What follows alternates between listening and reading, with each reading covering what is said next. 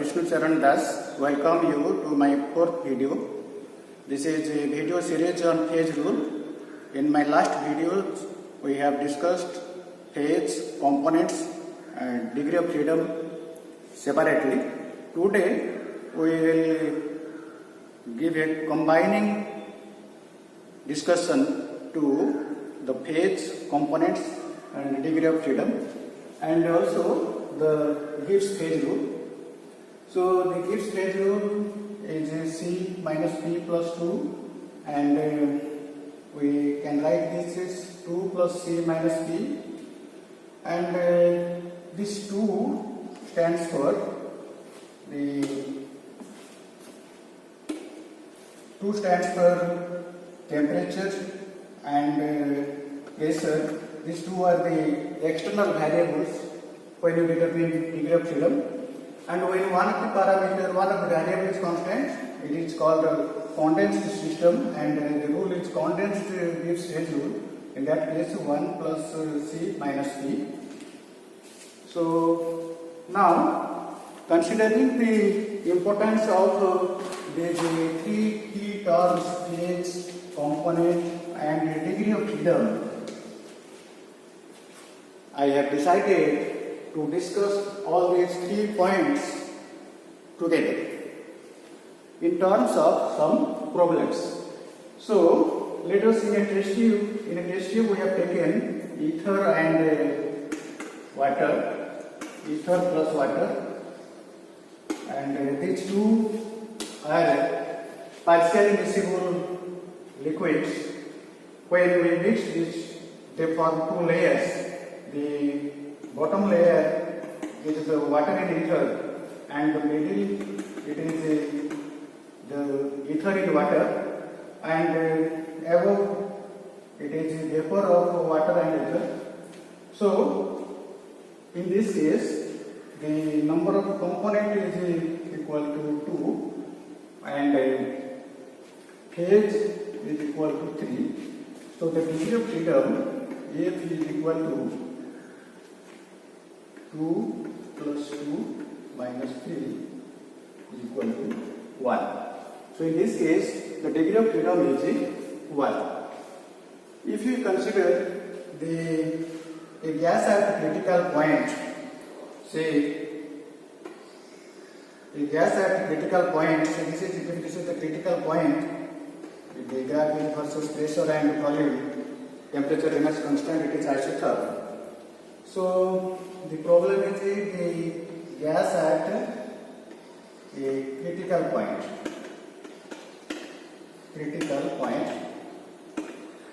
Then there are how many phases? So this is gas phase, and this is below there is liquid phase. So number of phases P equal to 2, and the component C is equal to 1. But in this case, there is one restriction, that at this critical point, the liquid gaseous phase and the liquid phase, which two are indistinguishable. So there is one restriction. So the degree of freedom for this is equal to 2 plus 1 minus 2 minus 1. This is for the restriction. Otherwise, as in the critical condition, which two are restricted, one condition is restricted, we are using this the condensed form of Gibbs phase rule. Now, let us consider the water and water vapor equilibrium. Say water, liquid water in equilibrium with the water vapor. Okay. So C in this case, this is 1, P is equal to 2, and degree of freedom is equal to 2 plus 1 minus 2, that is 1. But the same system, say water equilibrium with the water vapor at 1 atmosphere pressure.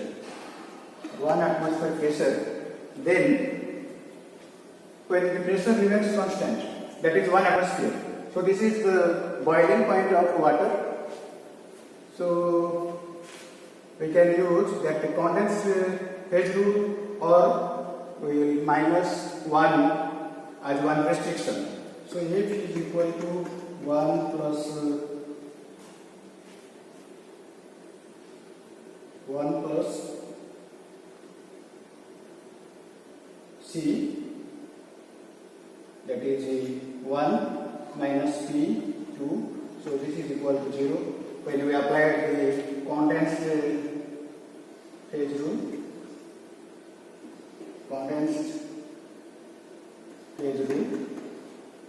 otherwise we can add 2 plus 1 minus 2 and minus 1. This minus 1 is one restriction, so this is also equal to 0.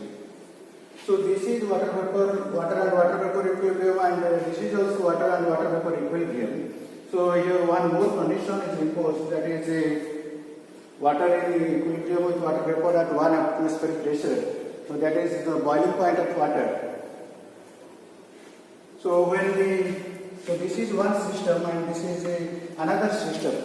So the degree of freedom depends upon how the system is formed. What are the conditions imposed in the forming the system?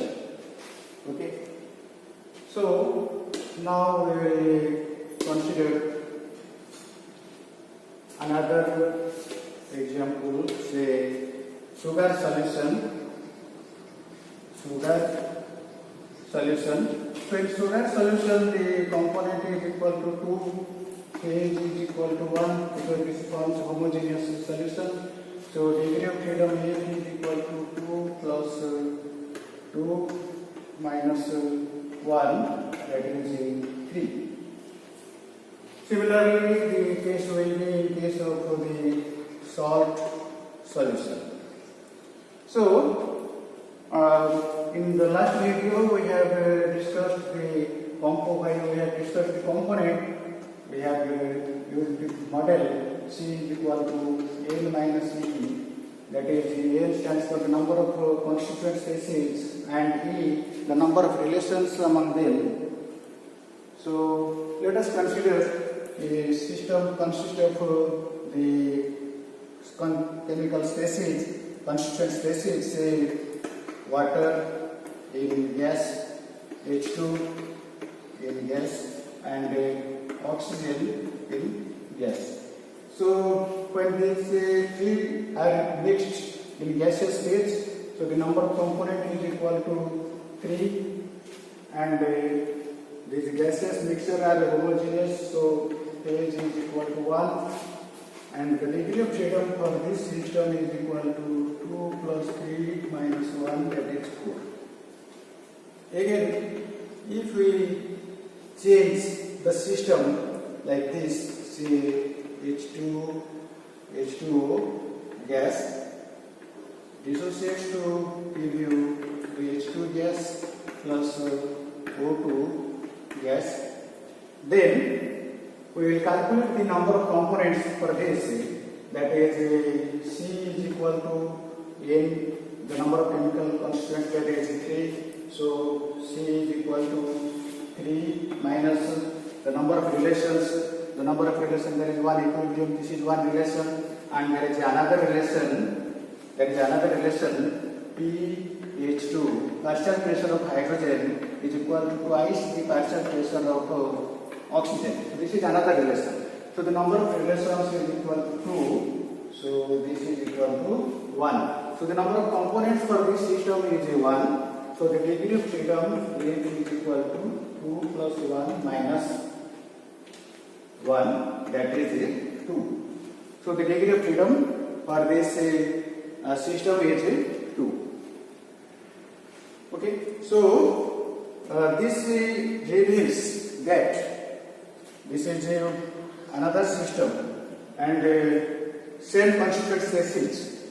So how this system is formed that affects the degree of freedom of the system and also the component of the system. Okay. So let us take one more example, that is say H2 gas into gas, NH3 gas. Okay. When these three gases are mixed in the gaseous phase, so this is homogeneous mixture, P is equal to 1 and C is equal to 3.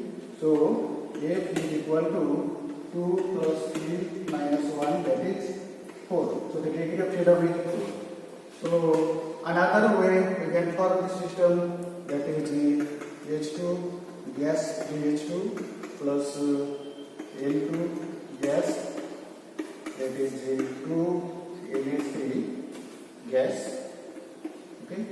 So here we have to calculate the number of components, that is C is equal to N minus C. So number of chemical constituents, that is 3, and the number of relations here, that is 1 relation. So this is 2. So the number of components for this case is equal to 2, and degree of freedom, the degree of freedom is equal to 2 plus 2 minus 1, this is 3.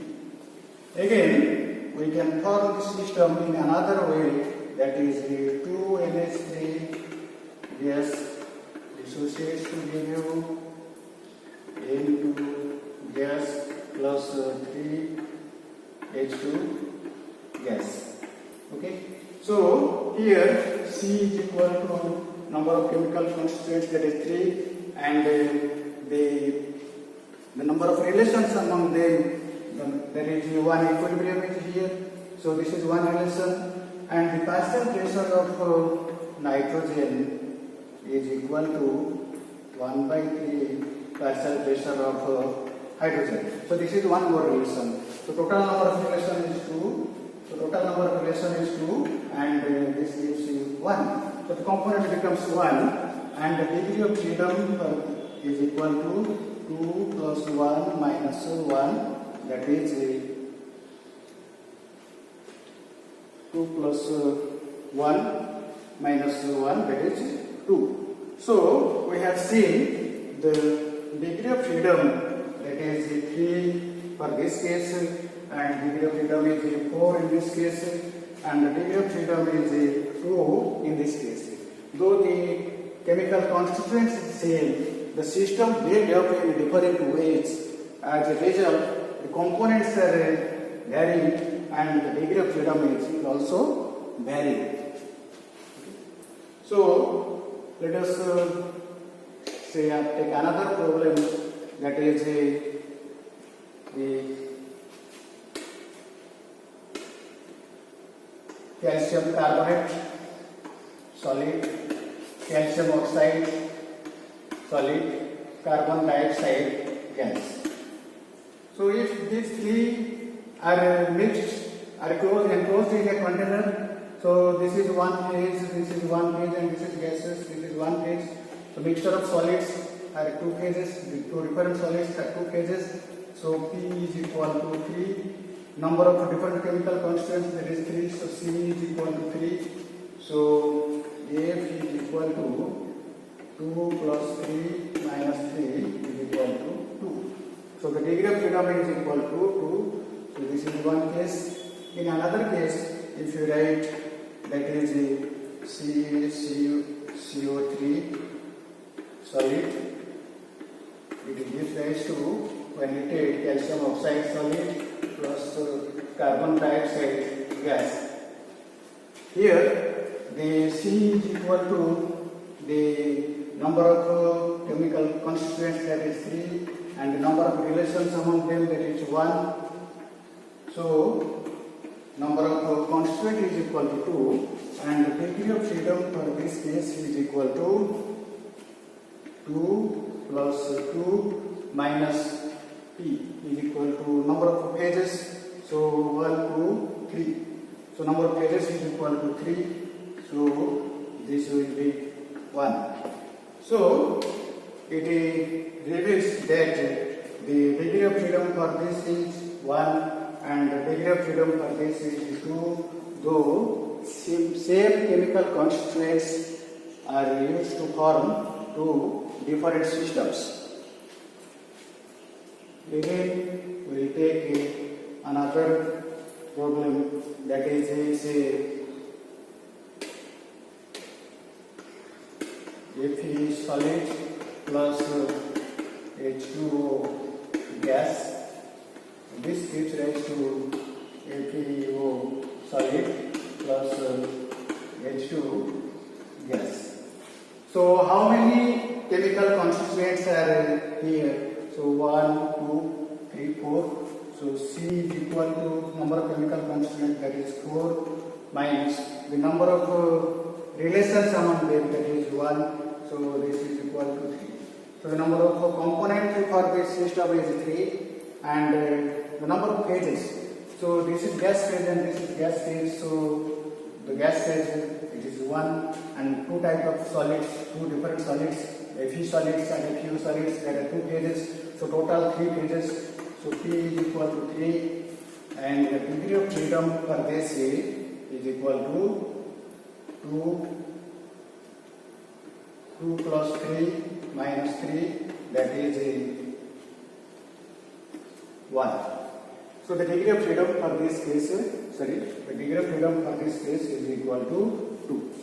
So from this discussion, we come to the conclusion that the degree of freedom and the component that depends upon how the system is formed. Okay, and for any system, for a system, the C cannot be equal to 0 and P cannot be equal to 0. Okay, so when C is equal to 0, there is no system, there is no component, no system. When P is equal to 0, H is equal to 0, so there is no existence of the system. Okay, and the degree of freedom F may be 0, that we have seen in the triple point of water, that is ice, water and water vapor, that coexist at a point, and there is a degree of freedom is 0. And also we have seen the gas at critical point, there is the degree of freedom is 0. So degree of freedom 0, that means that point is invariant. So through these problems we know the relationship between the phase, component and the degree of freedom, and also we used the Gibbs phase rule and condensed Gibbs phase rule very well to solve the problems, to determine the phase, component and degree of system of the phase. I hope you must have enjoyed this video, and I request you to share this video and give your like and comment for making future videos. Thank you for patient